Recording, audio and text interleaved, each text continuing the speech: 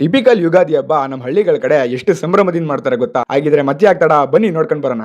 ಸೂರ್ಯ ಎದ್ದು ಶಾಖ ಕೊಡ್ತಾ ಇದ್ರು, ನೀನಿನ್ನು ಮಲಗಿದ್ಯಾ ಅಂತ ನಮ್ಮ ಮಟ್ಟಿಲಿ ಒದ್ದೆ ಅಳ್ಸೋದ್ರಲ್ಲ ಅಂತ ಈಚೆಗೆ ಬಂದ್ರೆ ಅಪರೂಪಕ್ಕೆ ನಮ್ಮ ಅಕ್ಕ ಮನೆ ಮುಂದೆ ರಂಗೋಲಿ ಹಾಕಿದ್ಲು. ಅಲ್ಲಿಂದ ಸೀದಾ ಬೇವಿನ ಚಿಗುರು ಕಿತ್ಕೊ ಬರೋಮ ಅಂತ ತೋಟದ ಮನೆ ಕಡೆ ಬಂದ್ರೆ ನಮ್ಮ ಫ್ರೆಂಡ್ಸ್ ಗಳು ಏನಪ್ಪ ಬೆಂಗಳೂರು ಜೀವನ ಹೆಂಗೈತೆ ಅಂತಂದ್ರು. ನಿಮ್ನೆಲ್ಲ ಬಿಟ್ಟು ಹೆಂಗ್ ತಾನೇ ಇರಕ್ ಸಾಧ್ಯ ಅಂತ ಬೇವಿನ ಚಿಗುರು ಮತ್ತೆ ಮಾವಿನ ತೋಟದಲ್ಲಿ ಮಾವಿನ ಸೊಪ್ಪು ಕಿತ್ಕೊಂಡು ಮನೆಗ್ ಬಂದು ಸ್ನಾನ ಮಾಡ್ಕೊಂಡು ಹಬ್ಬಕ್ಕೆ ಹೊಸ ಬಟ್ಟೆ ತಗೊಂಡಿಲ್ಲ ಅಂದ್ರು 2 ತಿಂಗಳಿಂದ ತಗೊಂಡಿದ್ ಬನಿಯನ್ ಹಾಕೊಂಡು ಬೇವು ಬೆಲ್ಲ ತಿನ್ಕೊಂಡು ಈಚೆಗೆ ಬಂದ್ರೆ ಕಾವೇರಿ ಬೋರಿಂದ ದೇವ್ರಗಳನ್ನ ಹೂವು ಮೊಳೆ ಮಾಡ್ಕೊಂಡು ಹೊತ್ತಾ ಇದ್ರು. ಬೀದಿಲಿ ನಮ್ಮ ಔದಿರೋ ಮೆರಿತಾ ಬತ್ತಿದ್ರೆ ಏನೋ ಒಂಥರ ಮನ್ಸು ಖುಷಿ. ಇವತ್ತಿನ ದಿನ ರಾಮಗಿರಿ ಅಮ್ಮ, ಚಿಕ್ಕಮ್ಮ, ದೊಡ್ಡಮ್ಮ ಮತ್ತೆ ಮಾರಮ್ಮ ತಾಯಿಂದಿರನ್ನ ಇಳ್ಕೊಡ್ತಾರೆ. ಆದ್ರೆ ಮಾರನೇ ದಿನ ಬೀದಿಲು ಮೆರವಣಿಗೆ ಮತ್ತೆ ಪೂಜೆ ನಡೆಯುತ್ತೆ. ಪಕ್ಕದೂರಲ್ಲಿ ಇವ್ರಿಗೆ ಅಕ್ಕ ತಂಗಿರೋ ಅವರೇ, ಅವರು ಕೂಡ ಜೊತೆಲೆ ಬಂದಿದ್ರು. ಇತ್ಲಾಗ ದೇವ್ರು ಇಳಿತಿದ್ದಂಗೆ ನಾನು ನಮ್ಮ ಮಕ್ಕಳು ಕಾವೇರಿ ಬೋರೆ ಕಡೆ ಹೊಂಟು. ನಮ್ಮೂರ್ನ ಮಾದಪ್ಪನ ಆಗ್ತಾನೆ ಕಾವೇರಿ ಬೋರೆ ಕಡೆ ಒತ್ಕ ಓಡ್ತಿದ್ರು. ಕಾವೇರಿ ನದಿ ಪಕ್ಕದಲ್ಲೇ ಹರಿಯೋ ಈ ಕಾವಲಿಲಿ ಜನ ಮುಳುಗಿ ಹೊಸ ಬಟ್ಟೆ ಹಾಕೊಂಡು ಹಬ್ಬ ಶುರು ಮಾಡ್ತಾರೆ. ಹಂಗೆ ಈ ಸ್ಥಳ ಸುತ್ತಮುತ್ತ ಇರೋ 100 ಹಳ್ಳಿ ಜನರು ತಮ್ಮೂರಿನ ದೇವರುಗಳನ್ನ ಕಾವೇರಿ ನದಿಯಲ್ಲಿ ತೊಳೆದು ಹೂವಂಬಾಳೆ ಧರಿಸ್ಕೊಂಡು ಅವ್ರವ್ರ ಊರಿಗೆ ತಕ ಹೋಗಿ ಮೆರವಣಿಗೆ ಮಾಡ್ತಾರೆ. ನಾನು ಪ್ರತಿ ಸತಿ ಬೋರಪ್ಪನ ದೇವಸ್ಥಾನಕ್ಕೆ ಬಂದಾಗ ಸೀದಾ ಮುಂದೆಯಿಂದ ಬಂದು ಕೈ ಮುಗ್ದೋಯ್ತಿದ್ದೆ. ಆದ್ರೆ